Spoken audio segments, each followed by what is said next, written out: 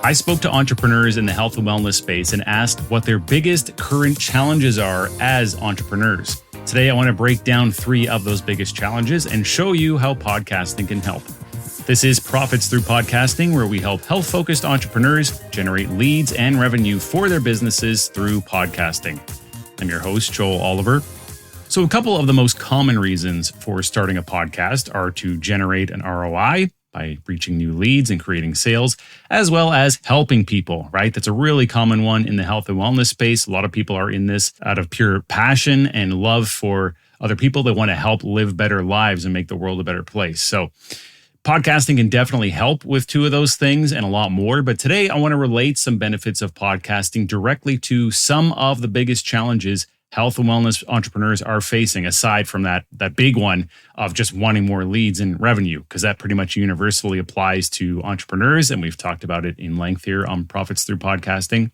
So I got this list of challenges and I took the top 3. I got these by talking to health and wellness entrepreneurs, having conversations with them. And this is what was most common amongst all of them. So I hope that at least one of these is going to be relatable and helpful to you, whether you are considering starting a podcast or you're already podcasting, but you just want to make sure that you're getting the most benefit from it. So first up on biggest challenges that health and wellness entrepreneurs faced: time management and overwhelm, otherwise known as work-life balance. This is a problem as old as entrepreneurship itself, right? We all love what we're doing, I hope. We are driven, we are motivated. A lot of us entrepreneur types really love freedom as well, and we're willing to work for it, even if that means extra time. I would much rather put in extra hours, maybe work on the weekends a bit, if it means that I am in control of my life, my destiny. I don't have a boss telling me what to do. I can take a vacation if I want, that kind of thing. That's important to me and most entrepreneurs, okay?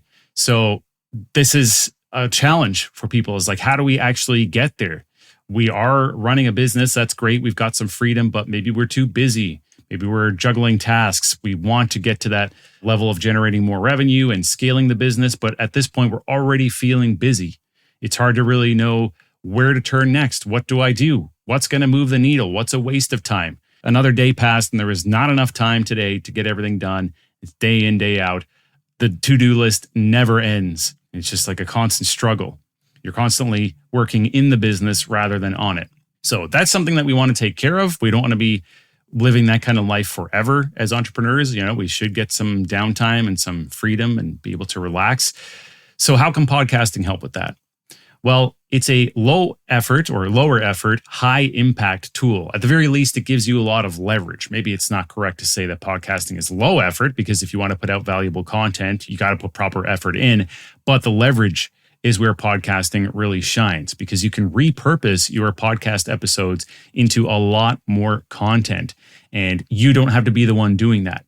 All you need to do is make your episodes, and you know what goes along with that, maybe researching and reaching out to guests, or just preparing an outline for your own solo episode, doing some research, that kind of thing.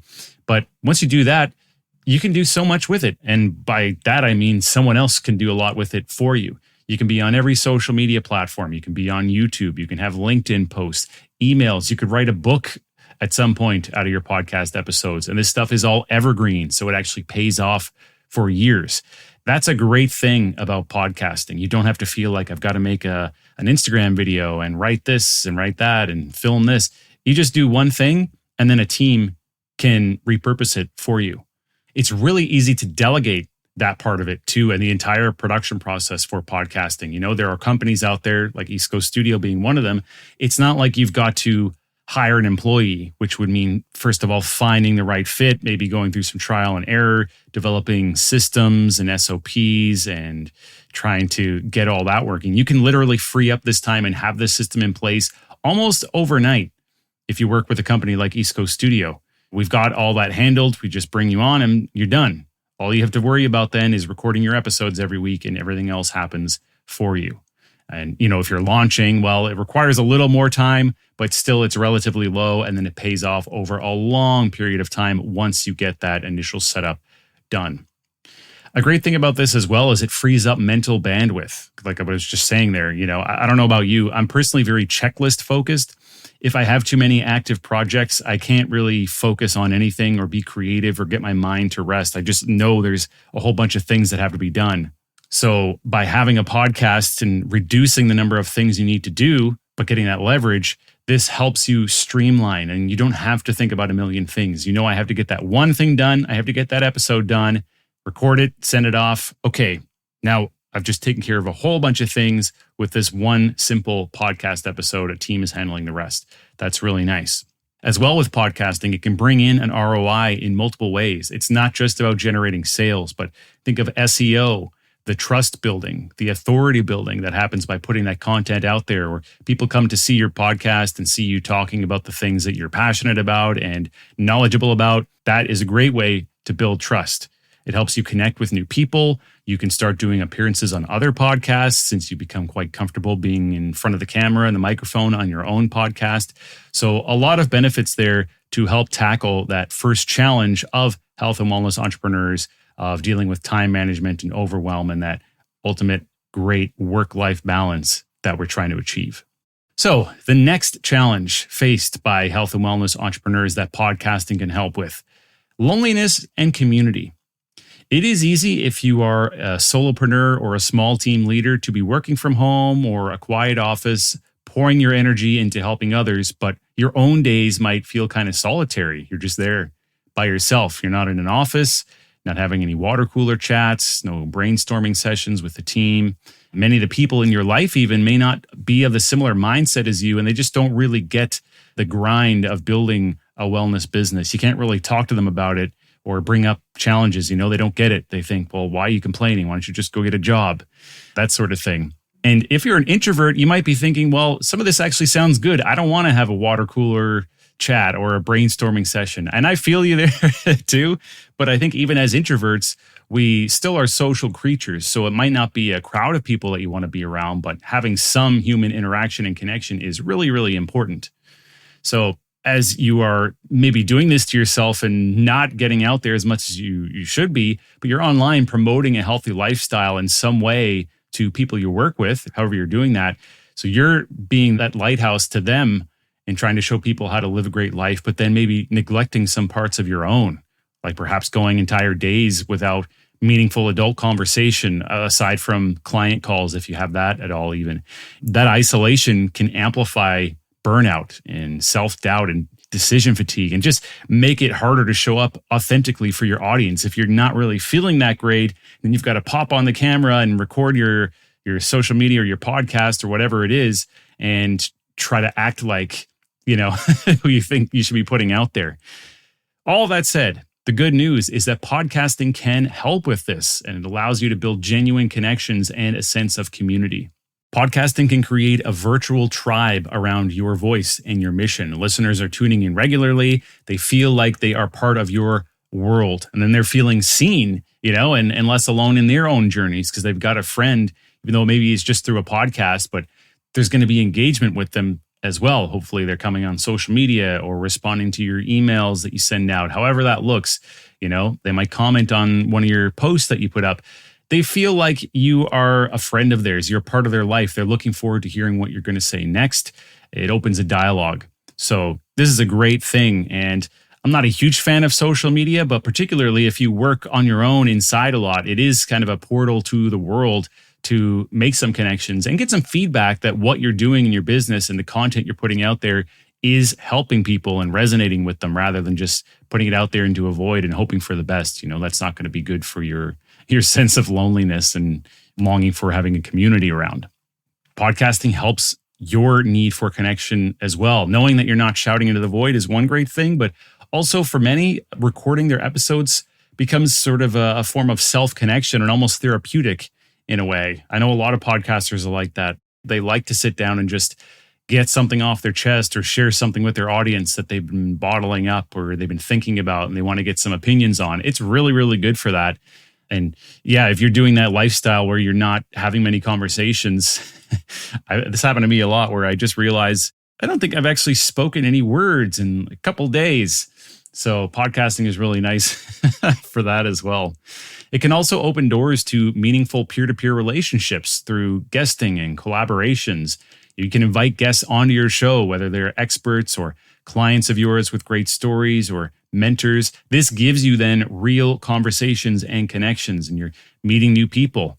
I've heard from a lot of podcast hosts that say these types of things, interviews or whatever, turn into ongoing friendships or mastermind buddies or referrals, or they collaborate on something. It just helps you move away from that lonely entrepreneur life of sitting by yourself. And then you'll start getting invited on other shows and it expands your circle further. So it kind of snowballs and is really helpful overall. And you may even end up having some in-person friendships blossom from that kind of thing as well, or go to an event somewhere and see a circle of people, or a big crowd at a conference, something like that. So podcasting is really good. Gives you a sense of purpose, just knowing that your community is there, they're waiting, they're listening to you.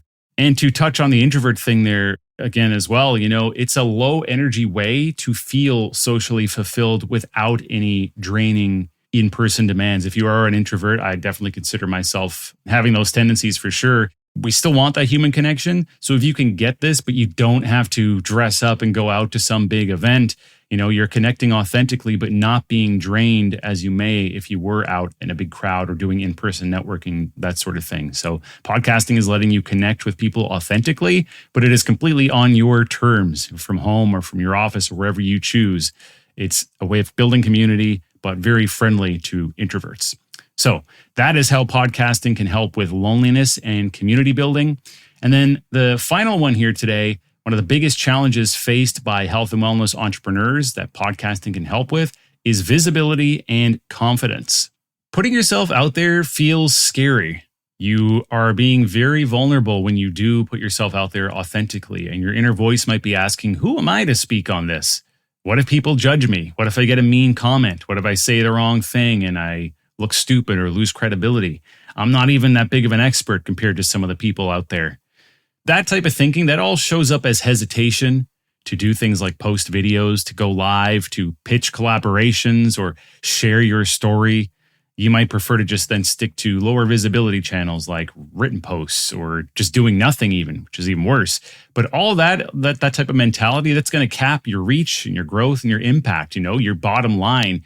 If you're just feeling like, I can't do it, I'm not confident enough to put myself out there, and I'm just going to stay here and be comfortable. But in turn, you sacrifice a lot of results in your business, not only through, say, revenue, but also the help, the impact that you can make in the world.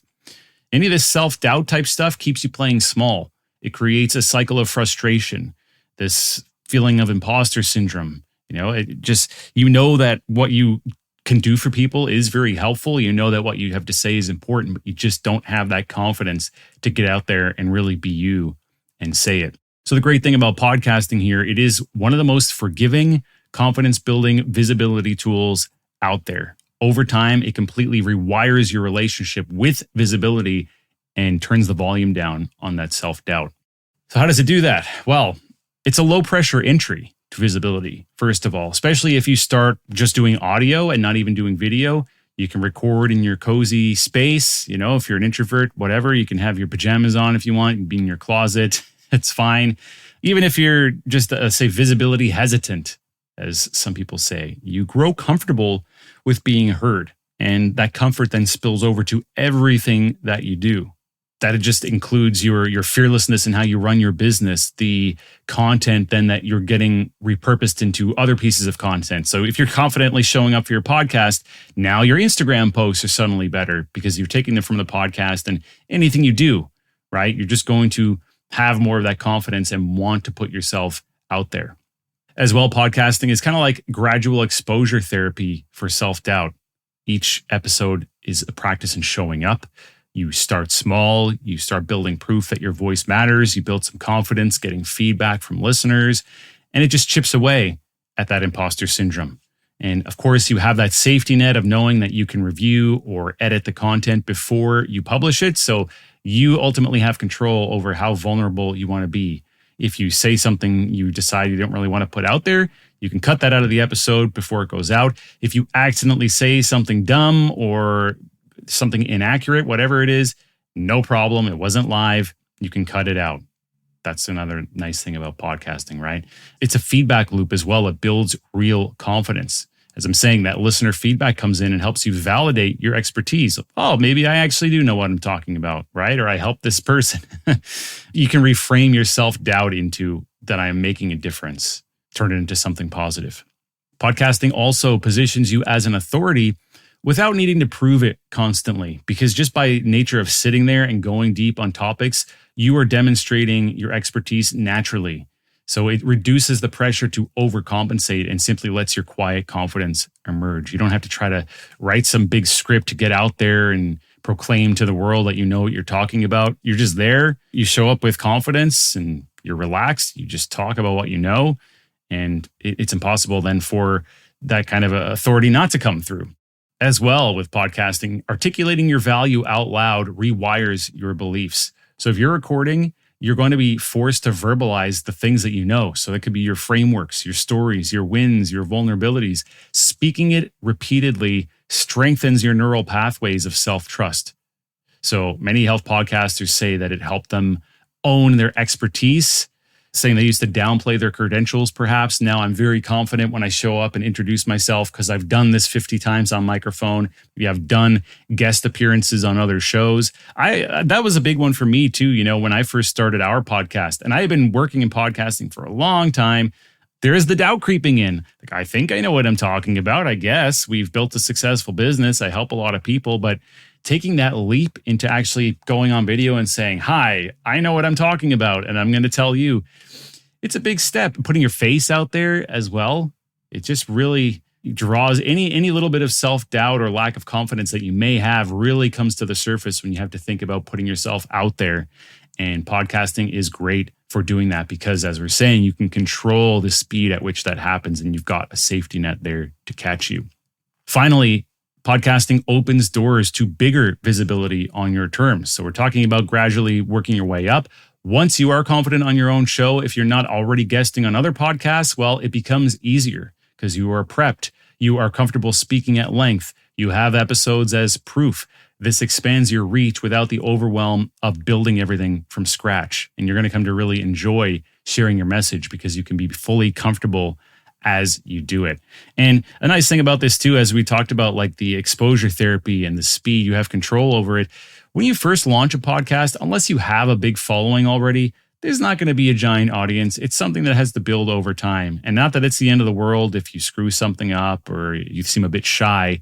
Not many people are going to see those first episodes in a lot of cases. So even if you feel pretty good about what you're putting out, look at your episode a year in compared to your first episode that you ever did on your podcast, and you will see a noticeable difference in confidence, likely the way you speak, your comfort, that sort of thing. So it's just, you can slowly put your toe in the water and slowly adjust as you go through your podcasting journey and build that confidence that it can so greatly help with.